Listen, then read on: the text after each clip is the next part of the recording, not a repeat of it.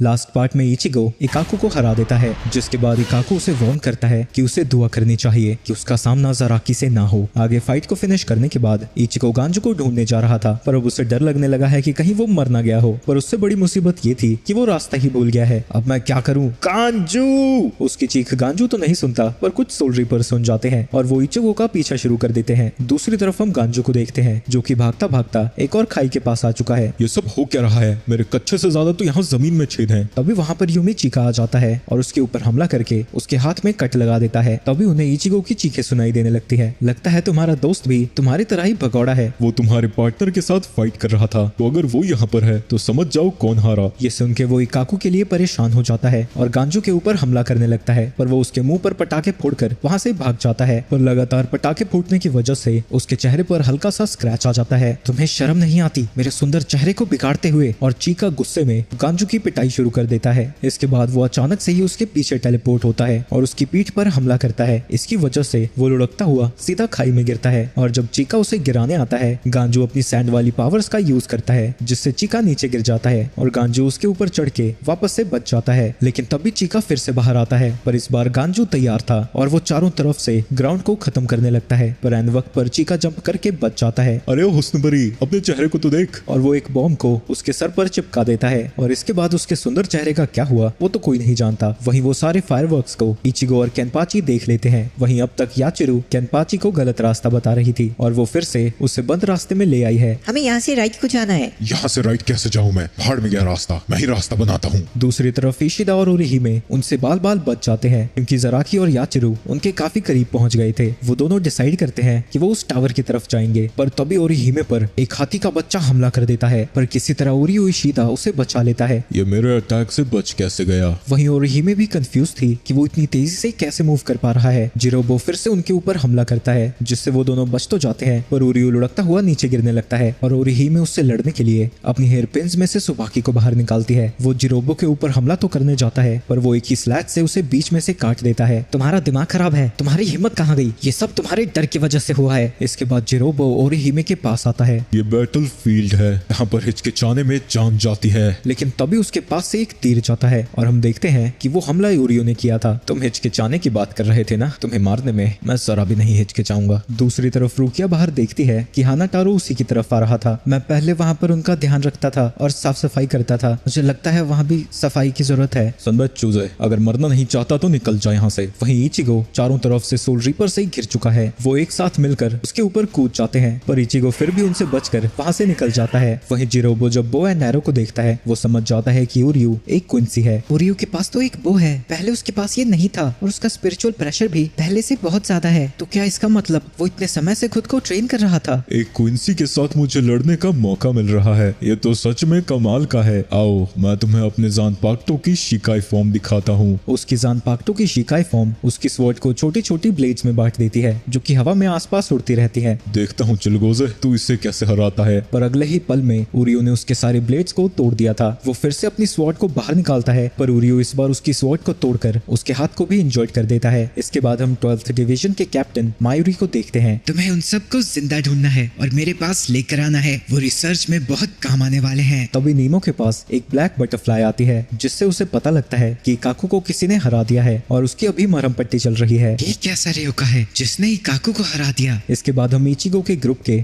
बाकी के लोगों को देखते हैं। जिरोबो की डर के मारे फटी पड़ी थी, पर उसका घमंड उसे पीछे नहीं हटने देता। पर तभी ओरियो उसकी पैरों के पास 2 एरोस मारता है। तुम अगर पीछे नहीं हटे तो मुझे तुम्हें मारना ही होगा। नहीं, मैं क्विंसी से नहीं हार सकता, ऐसा कैसे हो सकता है? तभी अचानक से वो घूमकर ओरिहिमे पर हमला करने जाता है, पर ओरियो इंस्टेंटली उसके सामने आ जाता है। मुझे पता था तुम ऐसी ही कोई घटिया हरकत करोगे। जिसके बाद वो जिरोबो पर अपनी एरो को शूट कर देता है, जिससे वो उड़ता हुआ पीछे जाता है। लेकिन ओरियो ने उसे मारा नहीं था, उसने बस उसकी सोल चेन सोल स्लीव को डैमेज किया है, जिससे वो अपनी स्पिरिचुअल एनर्जी को ढंग से कंट्रोल नहीं कर पाएगा और कुछ समय बाद वो सोल रीपर नहीं रहेगा। दूसरी तरफ हम गांजू को देखते हैं, जो कि काफी सारे सोल रीपर से भाग रहा था। तभी उसके सामने इचिगो भी आ जाता है, जिसके पीछे भी सोल रीपर्स पड़ रखे हैं। ए गांजू, कैसा है गेंदे? वो दोनों एक दूसरे की तरफ बढ़ने लगते हैं और आगे और पीछे से सोल रीपर से घिरे हुए थे। नीचे झुको, और वो अपने एक हमले से पीछे वाले सोल रीपर्स को हरा देता है। अब थोड़ा सा समय तो दे झुकने का, मर गया होता मैं। तो ऐसे क्यों कह रहा जैसे वो कोई बुरी बात है? वहीं उन दोनों को पकड़ने के लिए एक और स्क्वाड रेडी थी। तभी वहाँ पर हानाटारो आता है, जो कि उन दोनों के सामने ही गिर जाता है। ये लकड़ी की झाड़ अब हमारा बंदी है। अगर तुम इसकी जान की सलामती चाहते हो तो पीछे हट जाओ। अगर तुम इसे मारना चाहते हो तो मार दो, हमारे किसी काम का नहीं है। जाओ ले जाओ। ये स्क्वाड 4 का है, उधर वाले फाइटर्स नहीं होते, हीलर्स होते हैं, हमें इनकी जरूरत नहीं है। कैसी जगह रहता है तू? तेरी वैल्यू तो टॉमी जितनी भी नहीं है। वही ये सब देखकर सारे सोल रीपर्स हंसने लगते हैं। तभी उन दोनों के पीछे से सोल रीपर्स का एक और झुंड आता है, पर जैसे ही वो उन दोनों के पास पहुंचते हैं उनकी पास की दीवार से एक धमाका होता है। अरे भाग गेंडे। वो दोनों वहां से निकल जाते हैं और हम देखते हैं कि जिसने वो हमला किया था वो चैड था। वो उन पर अटैक करने के लिए अपनी एनर्जी को इकट्ठा करने लगता है, जो देख के उन सब की फट जाती है। दूसरी तरफ इकाकू के पास मायूरी आता है, जो इकाकू से इंफॉर्मेशन निकालना चाहता था, पर वो उसके किसी भी सवाल का कोई जवाब नहीं देता, जिसकी वजह से गुस्से में वो उसके ऊपर हमला करने जाता है। पर ऐन वक्त पर ज़राकी आकर उसके हाथ को पकड़ लेता है। तुम्हारी औकात अभी इतनी नहीं है कि तुम मेरे स्क्वाड के मेंबर्स को हाथ लगाओ। तुम्हारी स्क्वाड के कैप्टन यहाँ पर है, मुझे इंटेरोगेट करने की कोई जरूरत नहीं है। उसके जाते ही वो ज़राकी को सारी चीजें बता देता है। क्या वो ताकतवर है? बहुत ताकतवर है, पर उसकी ताकत बढ़ रही है, तो शायद जब वो आपसे मिलेगा वो पहले से भी ज्यादा ताकतवर होगा। जिसके बाद वो ज़राकी को इचिगो का हुलिया भी बता देता है। दूसरी तरफ हानाटारो उन दोनों को अपना नाम बताता है। ये कैसा घटिया नाम है, तेरे माँ बाप भी तुझसे नफरत करते थे। ओए गेंडे, तू इसको लेके क्यों आया? इसके बाद वो दोनों मिलकर रुकिया को बचाने का प्लान बनाने लगते हैं। क्या आप रुकिया कुचिकी को बचाने वाले हैं? वहाँ सिक्योरिटी बहुत ज्यादा है, पर मैं एक सीक्रेट रास्ता जानता हूँ। दूसरी तरफ ज़राकी जब से यह आर्क शुरू हुआ है तब से भाग ही रहा है, लेकिन अब वो इचिगो से लड़ने के लिए काफी ज्यादा एक्साइटेड है। इसके बाद हानाटारो उन दोनों को गटर के रास्ते से लेकर जा रहा था। ये रास्ता सिर्फ स्क्वाड 4 ने बनाया है ताकि वो सबकी नजरों से बचकर बैटलफील्ड में जाकर अपने साथियों को हील कर सकें। और हम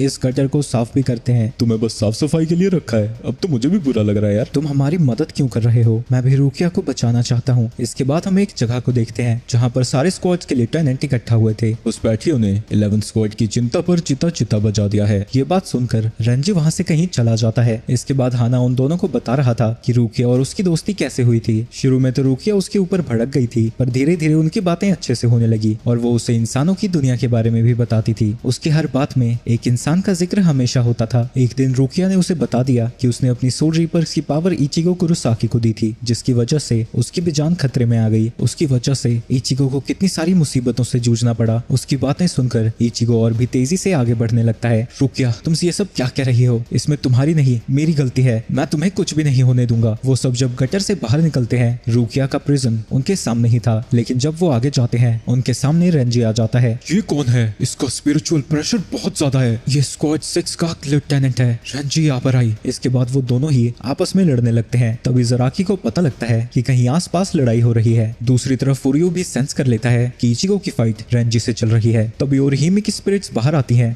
परेशान लग रहे हो, क्या हुआ? क्या मधुमक्खियां कहाँ से आई? दूसरी तरफ चैट भी इचिगो की मदद करने के लिए जा रहा था। इचिगो, तुम चाहे कितने भी स्ट्रॉन्ग हो गए हो, तुम रेंजी को नहीं हरा सकते। पर देखो जरा कांचू, उन दोनों की टक्कर बराबरी की लग रही है। तुम आखिर करना क्या चाहते हो? हाँ, मुझे हराने के बाद भी 12 लेफ्टिनेंट्स और बचे हैं और उसके अलावा 13 कैप्टन्स हैं। जब तक तुम उन सबको हरा नहीं देते तुम रुकिया को नहीं बचा पाओगे। तुम्हें लगता है तुम उन सब से लड़ सकते हो? इससे कोई फर्क नहीं पड़ता मेरे सामने कितने दुश्मन है। जब तक मैं रुकिया को बचा नहीं लेता मैं नहीं रुकने वाला। तभी रेंजी इचिगो को पीछे ढकेल देता है और अपनी स्वॉर्ड की शिकाई फॉर्म को निकालता है। इससे वो इचिगो के ऊपर हमला करता है, जिसके फोर्स की वजह से वो पीछे जाता हुआ एक बिल्डिंग से टकरा जाता है। क्या हुआ? यही थी तुम्हारी ताकत? चलो मैं तुम्हें एक सीक्रेट बताता हूँ। जब लेफ्टिनेंट्स को बाहर की दुनिया में भेजा जाता है, हमारी पावर्स पर लिमिट लगा दी जाती है ताकि हम ज्यादा नुकसान न कर दें। हमारी पिछली फाइट से मैं 5 गुना ज्यादा ताकतवर हूँ। मैं भी तुम्हें एक बात बताऊं, मैंने भी अभी अपनी पूरी पावर्स का यूज नहीं किया है। इसके बाद रेंजी फिर से इचिगो के ऊपर हमला करने जाता है, पर इस बार वो उसे डॉज कर लेता है। इसके बाद इचिगो लगातार बस उसके हमलों को डॉज ही कर रहा था, जिसकी वजह से आसपास की चीजें टूटने लगती हैं। दूसरी तरफ 2 लेफ्टिनेंट्स देखते हैं कि रेंजी अपने बैच को छोड़कर गया है, जो देखकर वो दोनों परेशान होने लगते हैं। लड़ते लड़ते वो दोनों काफी ज्यादा थक जाते हैं, लेकिन तब से अब तक इचिगो बस उसके अटैक्स को डॉज कर रहा था। पर वो सारी मेहनत फालतू में नहीं थी। जब रेंजी उसके पास दोबारा हमला करने जाता है, अब वो उसके सारे पैटर्न्स को जान चुका था और वो उसके अटैक को डॉज करके रेंजी के पास पहुंच जाता है। लेकिन रेंजी उसके अटैक से बच जाता है और उल्टा उसे ही घायल कर देता है। तुम मुझे कभी नहीं हरा सकते। रेंजी फिर से उसके ऊपर हमला करने जाता है, पर इचिगो उसके अटैक से बच जाता है और उसका काफी ज्यादा खून बह चुका था। और इचिगो उराहारा के साथ अपनी ट्रेनिंग को याद करता है, जहाँ उराहारा लगातार इचिगो के ऊपर हमला करता ही जाता है ताकि वो अपनी मर्जी से उस अटैक को यूज कर सके जो उसने पहले उराहारा पर किया था। काफी देर तक उनकी ट्रेनिंग चलती ही जाती है। बाकी के लोग दवाई पट्टियां लेकर उसके पास आने लगते हैं, कोई भी उसकी पट्टी नहीं करेगा। जिसके बाद वो फिर से इचिगो के ऊपर अटैक करने लगता है। है, तुमने तो मुझे निराश ही कर दिया। तुम मुझसे लड़ भी इसलिए रहे हो क्योंकि तुम्हें मरने का डर है। अटैक करते हुए भी मैं तुम्हारे डर को महसूस कर पा रहा हूँ। तुम्हारी तलवार डर से भरी हुई है। जब तुम किसी से लड़ते हो तो तुम्हें उसे मारने के लिए लड़ना है। देखो मेरी तलवार को,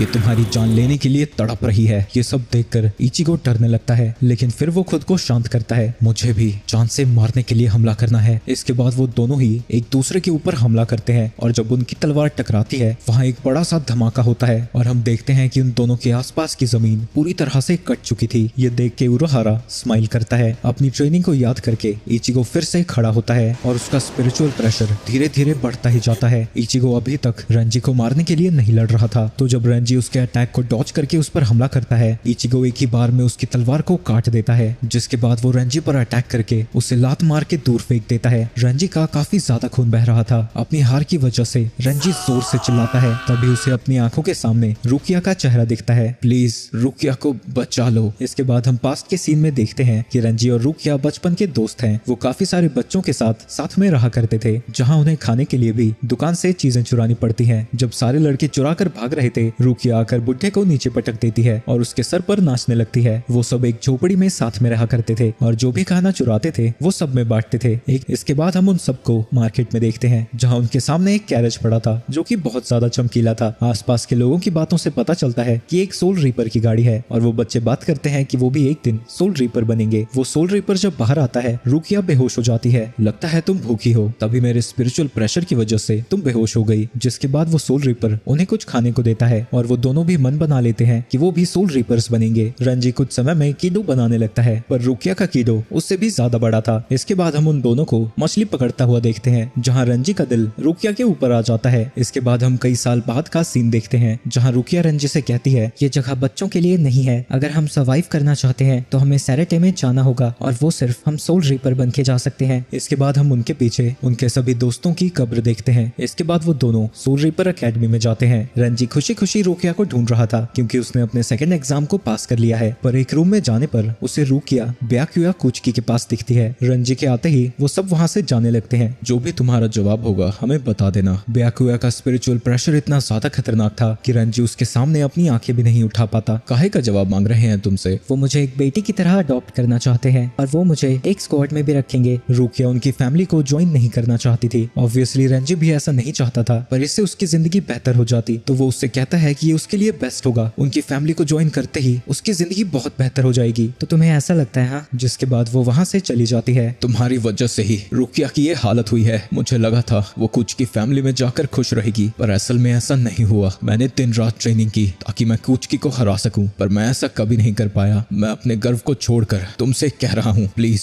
रुकिया को बचा लो। इचिगो का भी खून इतना ज्यादा बह गया था कि वो भी बेहोश हो जाता है। गांजू इचिगो को उठाकर उसे टनल्स में लेकर जाता है, जहाँ हाना उसे हील करने लगता है। दूसरी तरफ रंजी को भी सोल रीपर्स ले गए हैं, पर उसका इलाज ढंग से करने के लिए स्क्वाड 4 को अभी बुलाना है। तभी वहाँ पर ब्याकुया आता है। इसे ट्रीटमेंट देने की कोई जरूरत नहीं है, इसने रूल्स ब्रेक किए हैं। ये अकेले ही लड़ने चला गया, ऊपर से हार गया। इसे जेल में डाल दो। ये सुन के मोमो उसके ऊपर भड़कने लगती है, पर कीरा उसे रोक देता है। वो एक कैप्टन को गुस्सा नहीं दिला सकते थे और वो दोनों झुककर उससे माफी मांगते हैं। इसके बाद वहाँ जिन आता है। स्क्वाड 6 का कैप्टन कितना डरावना है, फिक्र मत करो, मैंने स्क्वाड 4 को यहाँ बुला दिया है। उन दोनों के जाने के बाद वहाँ पर कैप्टन तोशिरो हित्सुकाया आता है, जिसे देखकर मोमो डर जाती है और उसके ऊपर चिल्लाने लगती है, जिन से थोड़ा संभल कर रहना। मैंने इसकी आइजन से कुछ बातें सुनी थी, हम उन दोनों पर भरोसा नहीं कर सकते। इसके बाद हम सभी कैप्टन्स की मीटिंग देखते हैं और वो सब लोग कैप्टन कमांडर के सामने खड़े थे। सिचुएशन बद से बदतर होती जा रही है, तो मैं तुम सबको परमिशन देता हूँ। तुम अपने जान पाक्टों की पूरी पावर्स का यूज कर सकते हो और लेफ्टिनेंट से लेकर जितने भी मेंबर्स हैं उन सब का इस्तेमाल कर सकते हो। चाहे तुम्हें कुछ भी करना पड़े, उन सबको मेरे पास पकड़ कर लेकर आओ। इसके बाद हम हाना को देखते हैं, जो कि अभी भी इचिगो की मरहम पट्टी कर रहा है, लेकिन तभी वो होश में आ जाता है। मुझे जल्दी जाना होगा, रुकिया को बचाना है मुझे। लेकिन तभी गांजू पीछे से उसे एक मुक्का मारता है। तुम्हें अभी रेस्ट की जरूरत है। रंजी ने इसके ऊपर इतना खतरनाक हमला किया था, पर इसके कपड़े के अंदर ये मास्क था जिसने इसे बचा लिया। दूसरी तरफ रुकिया गार्ड से पूछती है कि बाहर चल क्या रहा है, तो वो उसे रंजी की कुटाई के बारे में बता देते हैं। दूसरी तरफ रंजी की भी स्क्वाड 4 का एक मेंबर ट्रीटमेंट करके जा रहा था और मोमो अभी भी यही सोच रही थी कि अकेले वो उससे लड़ने क्यों गया। मोमो याद करती है कि वो दोनों किस तरह साथ में ट्रेन किया करते थे। तुम इस नाजुक फूल से लड़कर परेशान हो गए होगे, क्यों ना मुझसे लड़ो। इसके बाद वो दोनों आपस में फाइट करने लगते हैं और वो दोनों ही एक दूसरे की तारीफ कर रहे थे। तभी वहाँ पर रुकिया आती है, जिसे देखते ही रेंजी उसके पास चला जाता है। वहीं सबको परमिशन मिलने की वजह से चारों तरफ भगदड़ मच गई है और थोड़ी देर बाद मोमो को भी पता लग जाता है कि लिeutenants अपने जानपाक्टों के पूरी पावर्स का यूज कर सकते हैं। उन्हें इस सिचुएशन को एक वॉर की तरह ट्रीट करना है, लेकिन मोमो को ये सब अच्छा नहीं लग रहा था क्योंकि उसे लड़ना बिल्कुल नहीं पसंद। तो शायद सोल रीपर नहीं बनना था, घर पे बर्तन मांझ। वो अपनी टेंशन का समाधान करने के लिए कैप्टन आइजन के पास जाती है और हमें पता चलता है कि मोमो उसकी लिeutenant है। तुम फिक्र मत करो, मैंने और कुछ कैप्टन्स ने कुचकी से बात की थी। वो जैसे ही ठीक हो जाएगा वापस से अपनी पोस्ट में जा सकता है। मैं आपको डिस्टर्ब नहीं करूंगी, पर मैं क्या यहाँ पर बैठकर बस आपको देख सकती हूँ? बैठ जाओ, मुझे इससे कोई परेशानी नहीं है। ऐसे ही सुबह हो जाती है और आइजन उसे कंबल उड़ाकर वहाँ से चला जाता है। उसके जाने के बाद हम वहीं पर एक सोल रीपर को खड़ा हुआ देखते हैं। वहीं जब मोमो को होश आता है उसे याद आता है कि आज तो मीटिंग थी, तो वो एक शॉर्टकट को लेकर जल्दी से वहाँ जाने लगती है। पर तभी उसे कुछ फील होता है और जब वो अपने पीछे के नजारे को देखती है वो जोर से चिल्ला उठती है। कीरा को जब उसकी चीख सुनाई देती है वो जल्दी से उसके पास आता है और उसके साथ कुछ और लिeutenants भी आए थे और ऊपर देखने पर उन्हें पता लगता है कि कैप्टन आइजन की बॉडी दीवार से लटकी पड़ी है। ये सब देखकर मोमो बुरी तरह से रोने लगती है। तभी वहाँ पर जिन आता है। सच में कितना बुरा हुआ। उसे देखकर मोमो को तोशिरो की वार्निंग याद आती है और उसे लगता है कि आइजन की मौत के पीछे उसी का हाथ है। इसमें तुम्हारा ही हाथ है। और वो सीधा जिन पर हमला कर देती है, पर कीरा आकर उसे बचा लेता है जो कि जिन का लिeutenant है। तुम मेरे रास्ते से हट जाओ। तुमने मेरे कैप्टन पर तलवार तानी है, एक लिeutenant पीछे नहीं हट सकता। वहीं जिन आराम से वहाँ से जाने लगता है, पर मोमो बहुत गुस्से में थी तो वो अपने जानपाक्टों को रिलीज करके उसके ऊपर हमला कर देती है, लेकिन कीरा ने उसे ब्लॉक कर दिया था और जिन अभी भी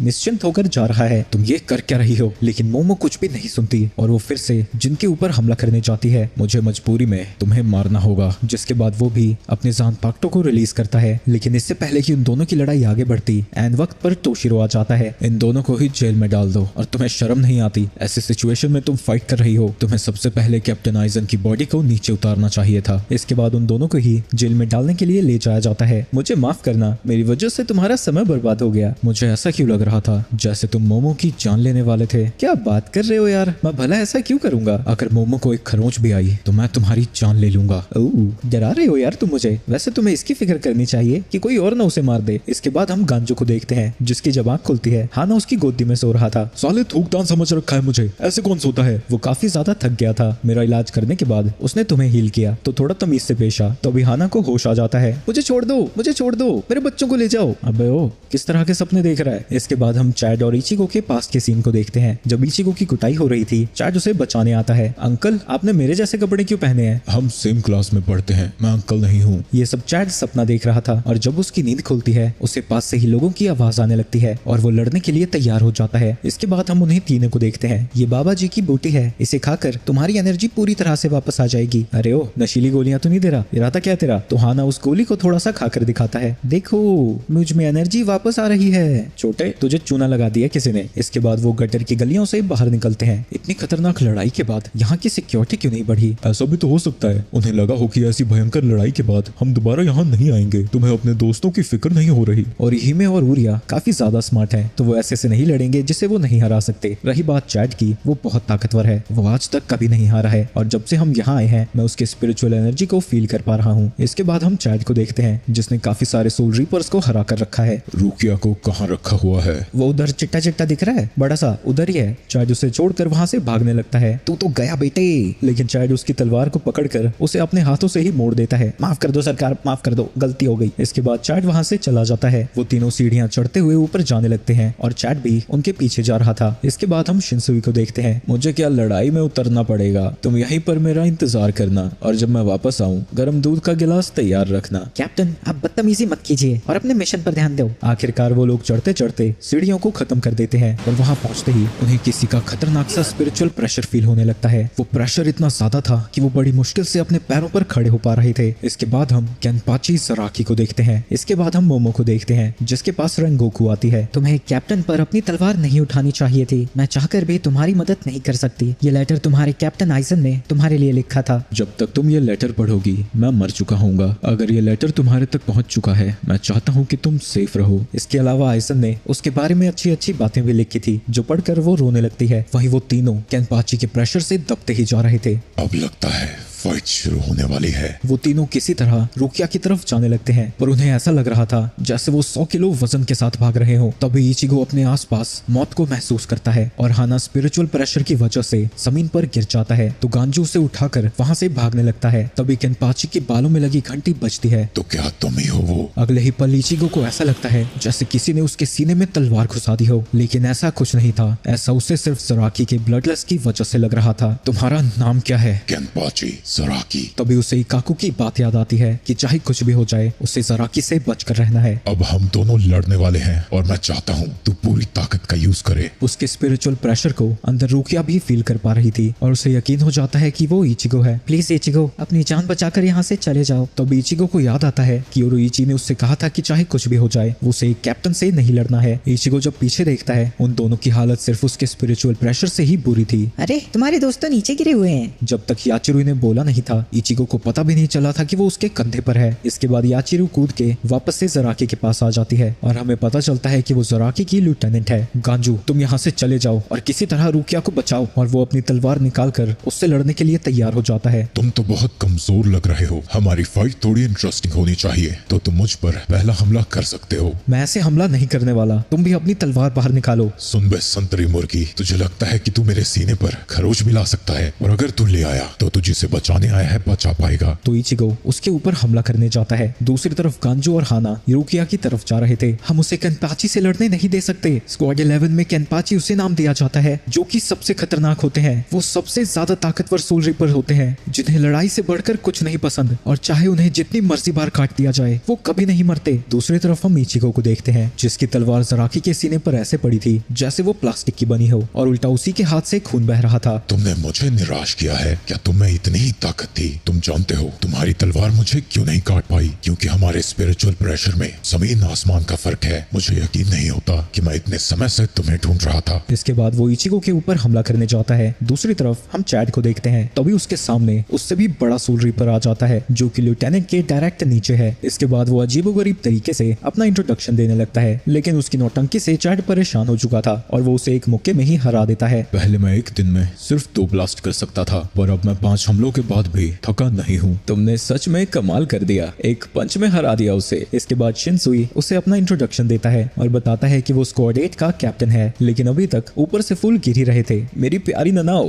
बंद कर दो यार। लेकिन ननाओ को गुस्सा आ जाता है और वो सारे फूल उसी के ऊपर फेंक देती है, और आखिर में वो टोकरी भी। मेरे पास इन सब फालतू चीजों के लिए टाइम नहीं है, मुझे जाने दो। देखो बालक, मैं तुमसे लड़ना नहीं चाहता, तो क्यों ना तुम खुद ही चले जाओ यहाँ से। मैं ऐसा नहीं कर सकता। तुमने मुझे मजबूर कर दिया है। आ जाओ, दारू शारू पीते हैं। सारे कैप्टन्स मैदान में उतर चुके हैं, तो तुम लोग ज्यादा समय तक बचने नहीं वाले। सारे कैप्टन, मेरे दोस्त खतरे में हैं, आप हट जाओ मेरे रास्ते से। ऑब्वियसली शिनसुई नहीं हटता, तो वो अपनी ब्लास्ट से उसके ऊपर हमला कर देता है, पर वो अपने हाथों से ही उसके हमले को डिफ्लेक्ट कर देता है, जिससे बगल में जोरदार धमाका होता है। इसके बाद शायद उसके ऊपर कई सारे हमले करता है, लेकिन शिनसुई के ऊपर कोई भी असर नहीं होता। अब तक वो उस पर एक खरोंच भी नहीं डाल पाया था। वो चोटी वाला आदमी लेफ्टिनेंट के नीचे था और ये कैप्टन है। सिर्फ 2 लेवल में इतना ज्यादा फर्क। यार तुम मुझे नहीं हरा सकते, आ जाओ पैग शैग मारते हैं। लेकिन शायद फिर से उसके ऊपर हमला करने जाता है। शिनसुई उसके अटैक से बचकर अपनी 2 उंगलियों से हमला करता है, जिससे चाइल्ड लुढ़कता हुआ दूर जाता है। अगर ऐसा ही चलता रहा तो तुम मारे जाओगे। रुकिया तो बस थोड़े समय के लिए वहाँ थी। इतनी जल्दी तुम्हारा रिलेशन कैसा हो गया जो तुम उसके पीछे जान देने पे पड़े हो? तुम सच कह रहे हो। मैं यहाँ पर रुकिया के लिए नहीं, इचिगो के लिए आया हूँ। वो रुकिया को बचाना चाहता है। इतना मेरी जान दांव लगाने के लिए काफी है। लगता है मुझे तुम्हारी जान लेनी ही होगी। फिक्र मत करो इचिगो, चाहे मुझे अपनी जान ही देनी पड़े, पर मैं इसे जरूर हराऊंगा। और वो इचिगो के साथ किए हुए अपने प्रॉमिस को याद करता है। चाइल्ड चुपचाप खड़ा था और 2 बंदे उसकी पिटाई किए जा रहे थे। तभी वहाँ पर इचिगो आ जाता है और वो उन दोनों को पीट देता है। यार हर बार तुम पिटते क्यों रहते हो? अगर मैं नहीं आता वो तुम्हारी क्या हालत करते? वैसे ही लड़ो ना जैसे मुझे बचाते वक्त लड़े थे। मैं कभी भी अपनी ताकत का अपने लिए इस्तेमाल नहीं करता। मैंने ये अपने दादाजी से प्रॉमिस किया था। वहीं उन गुंडों में से एक का फोन वहीं पर नीचे गिरा था, जिसके जरिए वो सारी पलटन उनकी बातें सुन रही थी। इसके बाद हम पास्ट का सीन देखते हैं जब वो मैक्सिको में था। उसके पेरेंट्स की मौत हो गई थी और वो इतना ज्यादा गुस्सैल था कि जब उसे हल्का सा भी गुस्सा आता था वो उन्हें बुरी तरह से पीट देता था। इसके लिए उसके दादाजी उसे डांटते थे। प्रेजेंट में जब चैड कहीं जा रहा था, एक बंदा उसके सर पर एक बड़ा सा पत्थर मार देता है और वो उसे अपने ठिकाने पर ले जाते हैं, जहाँ पर चैड के सामने उन गुंडों का बॉस बैठा हुआ था। ये लॉकेट तुम्हारे लिए जान से प्यारा है ना, तो अगर मैं इसे काट दूं तो क्या तुम भी मर जाओगे? वहीं चैड ने जिन लोगों को मारा था अब वो एक साथ आए थे और चैड को बुरी तरह से पीट रहे थे। तभी उसके दादा उनके सामने आ जाते हैं, पर वो कुछ करते नहीं, बस चुपचाप मार खाते रहते हैं। उनका मन भरने के बाद वो लोग चले जाते हैं। तुम्हारा शरीर इतना ज्यादा बड़ा है और तुम्हारी ताकत भी कमाल की है। तुम्हें इस ताकत का दूसरों के लिए इस्तेमाल करना चाहिए। इस घटना के कुछ समय बाद उसके ग्रैंडफादर की मौत हो जाती है और तभी उसने कसम खाई कि वो अपने लिए किसी पर हाथ नहीं उठाएगा। तभी वहाँ पर इचिगो आ जाता है और एक किक मार के बॉस को नीचे गिरा देता है और वो उसी का फोन निकालकर एम्बुलेंस को कॉल करता है। यहाँ पर ब्रिज के पास एम्बुलेंस की जरूरत है। तुम्हें क्या लगता है, हाँ तुम अपने दोस्त के लिए एम्बुलेंस बुला लोगे और हम तुम्हें बुलाने देंगे? अच्छा कितने लोग इंजर्ड हैं? 1 2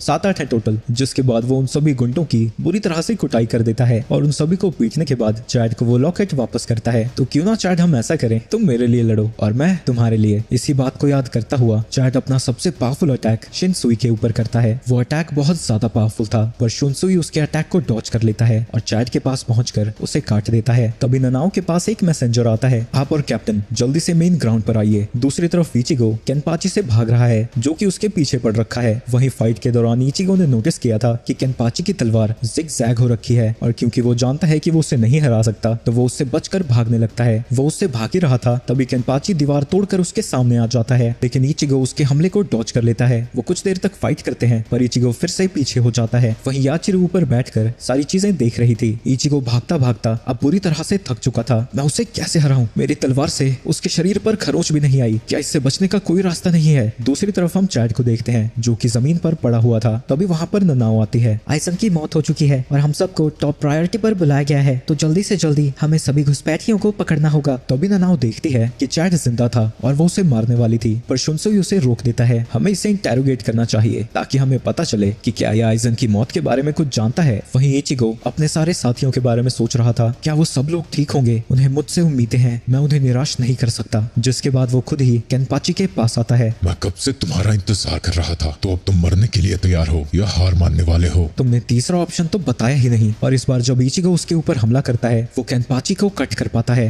ये हुई ना कुछ बात, ऐसे ही लड़ते रहो। इसके बाद हम 3 कैप्टन्स को देखते हैं जो कि आइसन की बॉडी के सामने खड़े थे। ये आइसन की असली बॉडी है, वो सच में मर चुका है। वो दोनों कैप्टन्स वहां से जा ही रहे थे तभी उनके लिeutenants उनके सामने आते हैं। अब आगे हमें क्या करना है? जिसने भी आइसन को मारा है हमें उन्हें खत्म करना है। दूसरी तरफ ज़राकी अपने हाथ से ही उसकी तलवार को पकड़कर इचिगो को अपनी तरफ खींचता है और उसके अंदर तलवार घुसाने वाला था, पर इचिगो उसके हमले को डॉज कर लेता है। उसके हमले को डॉज करने में उसके बालों में लगी घंटियां इचिगो की मदद कर रही थी। तुम देख ही सकते होगे मेरी एक आंख पर पट्टी लगी है और मेरे बालों में ये घंटियां। क्या तुम जानते हो ऐसा क्यों है? ताकि मेरे अपोनेंट को पता रहे कि मैं कहां से आने वाला हूं और फाइट में मुझे मजा आए। तुम अभी तक लड़ाई को सीरियस नहीं ले रहे। जानपाक्तो को कब रिलीज करने वाले हो? तुम्हें पता है ना मेरी तलवार अब तुम्हें काट सकती है। मेरी जानपाक्तो ऐसी ही है, इसका कोई नाम नहीं है। ये मेरी स्वॉर्ड की रिलीज्ड फॉर्म ही है। यानी इससे ज्यादा तुम अपनी ताकत नहीं बढ़ा सकते। तुमने क्या समझ रखा है मुझे? मेरी तलवार इसलिए नहीं सील होती क्योंकि मेरा स्पिरिचुअल प्रेशर बहुत ज्यादा है, तो मैं इसे सील ही नहीं कर पाता। इसलिए मैं लड़ाई की शुरुआत में अपनी तलवार की पूरी ताकत का यूज नहीं करता ताकि मैं उसे थोड़ा एंजॉय कर सकूं। तभी ज़राकी अपनी तलवार को इचिगो की तलवार के आर पार कर देता है और इचिगो को घायल कर देता है। इसकी वजह से इचिगो की तलवार फिर से कट गई थी। काफी समय हो गया है जब कोई मेरे बेल्स की आवाज सुन पाया। इसके बाद इचिगो जमीन पर गिर जाता है। ज़राकी को लगता है कि इचिगो मर गया है और वो वहाँ से जाने लगता है, लेकिन तभी इचिगो उठने लगता है। कुछ भी हो मुझे रुकिया को बचाना होगा। तभी उसके सामने ज़ांगेत्सु आ जाता है। क्या तुम लड़ना चाहते हो? तुम लड़के जीतना चाहते हो या बस जीना चाहते हो? मैं जीतना चाहता हूँ। मुझे तुम्हारी आवाज सुनाई नहीं दे रही। सिर्फ जीने का कोई फायदा नहीं है, मैं जीतना चाहता हूँ। अगर ऐसा है तो चलो। इसके बाद इचिगो फिर से उसी जगह पर पहुँचता है। मम्मी खाई। फिक्र मत करो, तुम अब काफी स्टेबल हो तो यहाँ से नहीं गिरोगे। नहीं कोई जरूरत नहीं है, मैं लेटा ही ठीक हूँ। अगर ऐसी बात है तो ये लो अपनी नई तलवार। ये क्या पतली सुतली तलवार? ये तो मेरी है ही नहीं। मेरी वाली तलवार कहाँ है? तुम्हारी तलवार मेरे पास है, तुम अभी उसके लायक नहीं हो। ज़ांगेत्सु उसकी तलवार को दूर फेंक देता है जिसे कि एक बंदा पकड़ लेता है और हम देखते हैं कि वो इचिगो जैसा ही दिखता था, बस बेबी पाउडर में नहाया हुआ। अगर तुम्हें ये तलवार चाहिए तो तुम्हें मुझे हराना होगा। व्हाइट उसके ऊपर हमला कर देता है जिसे ब्लॉक करने में इचिगो की हालत खराब हो रही थी। इसके बाद व्हाइट उसकी तलवार को अलग ही तरीके से यूज करने लगता है। वो उसकी हिल्ट पर बंधी पट्टी से उस तलवार को घुमाने लगता है। मैंने कभी उसे ऐसे यूज करने के बारे में सोचा भी नहीं। तुमने अपनी तलवार को सिर्फ एक तलवार समझा, इसके अंदर भी एक कॉन्शियसनेस है। तुमने कभी इसे दोस्त बनाने की कोशिश ही नहीं की और यही वजह है कि तुम मुझे नहीं हरा सकते। व्हाइट उसके ऊपर हमला करता ही जाता है जिसके हमलों को सिर्फ इचिगो डॉज कर पा रहा था। ज़ांगपाक्तो भी जिंदा होते हैं, तुम्हें और केनपाची में जरा भी फर्क नहीं है। वो भी अपनी ज़ांगपाक्तो का नाम नहीं जानता, पर तुम ज़ांगपाक्तो का नाम तो जानते हो, पर उस उसे सिर्फ एक तलवार समझते हो। मुझे एक और मौका दो ज़ांगेत्सु, मैं इस बार तुम्हें निराश नहीं करूंगा। वाइट जब उसके ऊपर हमला करने जाता है, इचिगो उसके अटैक को ब्लॉक करता है और उसकी तलवार वापस से उसके हाथ में आ चुकी थी। ज़ांगेत्सु, तुम्हारा शुक्रिया। इसके बाद इचिगो फिर से खड़ा होता है और सराकी उसे पीछे मुड़कर देखता है। वो चला भी गया। क्या मैंने अच्छा काम किया? तुमने बहुत अच्छा काम किया, यहाँ आने के लिए शुक्रिया। अरे मुझे तो आना ही था। वैसे भी इस दुनिया का किंग तो वही है, अगर वो नहीं जीता तो बहुत बुरा होगा। इसके बाद वो वापस से ज़ांगेत्सु से जुड़ने लगता है। उसे ट्रेन अच्छे से करना, आखिर में उसकी ताकत मेरी ही होने वाली है। इचिगो, अगर तुम दुखी होगे या किसी मुसीबत में होगे तो यहाँ बारिश होने लगेगी, तो मैं कोशिश करूंगा कि ऐसा कभी ना हो, क्योंकि अकेले बारिश में खड़ा होना बहुत बुरा होता है। वहीं इचिगो जब खड़ा होता है, उसका स्पिरिचुअल प्रेशर बढ़ता ही जाता है और उसने अपनी एनर्जी का यूज करके अपने जख्मों को भी टाइट कर लिया था, तो उसकी ब्लीडिंग भी रुक गई है। इसके बाद इचिगो लगातार सराकी के ऊपर हमला करता ही जाता है और इस बार इचिगो उसके दोनों कंधों को घायल कर देता है। मजा तो अब आएगा। केनपाची हंसता हुआ उसके ऊपर तलवार से हमला करता ही जाता है। वो जितनी बार भी घायल होता था, उसकी हंसी और ज्यादा बढ़ जाती थी। तो पागल है क्या? घायल होने पे हंस क्यों रहा है? पागल और मैं पागल तो तुम हो। क्या तुम्हें लड़ने में मजा नहीं आ रहा? इसके बाद हम मिकाको को देखते हैं, जो कि बैठा हुआ कुछ सोच रहा था। तभी वहाँ पर चिका आता है, जिसके बालों का गांजू ने गुलदस्ता बना रखा है। ये क्या कर रखा है तुमने? वो दोनों ही फील कर पा रहे थे कि केनपाची को लड़ने में मजा आ रहा है। वो लगातार घायल होता जा रहा है, पर फिर भी उसकी हंसी बढ़ती ही जा रही है। लगता है तुमने मेरी बराबरी तो कर ली है, तो अब मैं इस आई पैच को निकाल सकता हूँ। जैसे ही वो अपना आई पैच निकालता है, उसकी स्पिरिचुअल एनर्जी आसमान को छूने लगती है। तभी याचुरू के पास वही मैसेंजर आता है, मुझे आपको कुछ बताना है। अगर तुम्हें अपनी जिंदगी प्यारी है तो चले जाओ यहाँ से। दिख नहीं रहा केनपाची लड़ रहे हैं। केनपाची का स्पिरिचुअल प्रेशर इतना ज्यादा बढ़ने लगा था कि आसपास की बिल्डिंगें टूटने लगती हैं। ये सब क्या हो रहा है? तुमने ऐसी कमाल की ताकत अपनी राइट आई में छुपा कर रखी थी। राइट आई में? तुम्हें क्या लगता है मैं ट्रिक्स यूज करूंगा? ये आई पैच मैंने रिसर्च एंड डेवलपमेंट वालों से बनवाया था। ये लगातार मेरी स्पिरिचुअल एनर्जी को खाते रहते हैं। जो तुम अभी देख रहे हो वो है मेरी असली ताकत। तभी ज़ांगेत्सु उसके पीछे आ जाता है। क्या तुम सुन पा रहे हो? उसकी तलवार कितनी बुरी तरह से चीख रही है, पर उसे केनपाची नहीं सुन सकता, पर तुम उसे सुन सकते हो। तो इचिगो, क्या तुम मुझ पर भरोसा करते हो? ज़ांगेत्सु, मैं अपनी पूरी ताकत तुम्हें देता हूँ। चलो उसे साथ में हराते हैं। मैं ऐसे इंसान से कभी नहीं हारने वाला जो अकेले लड़ता हो। क्या तुम अपनी जान पाक्तों की मदद ले रहे हो? ये सिर्फ तलवारें होती हैं और अपनी तलवार की मदद सिर्फ कमजोर लेते हैं। अब मैं और तुम्हारे खून को नहीं रोक सकता। तुम्हें एक ही अटैक में इसे खत्म करना होगा। वो दोनों आगे बढ़कर एक दूसरे के ऊपर हमला करते हैं। उनका अटैक इतना ज्यादा खतरनाक था कि आसपास की चीजें भी टूटने लगती हैं। जब सब कुछ शांत होता है, हम देखते हैं कि उन दोनों ने एक दूसरे को घायल कर दिया है। इसके बाद इचिगो नीचे गिर जाता है, पर केनपाची अभी भी खड़ा था। सब लोग मुझे माफ कर दो। तो गाइस, मैंने ब्लीच को फिर से शुरू करने की कोशिश की है। पिछली बार व्यूज की किल्लत की वजह से छोड़ना पड़ा था, तो कोशिश करना कि इस बार दबा के लाइक और शेयर करना, क्योंकि बिना व्यूज के मैं इसे कंटिन्यू नहीं कर पाऊंगा।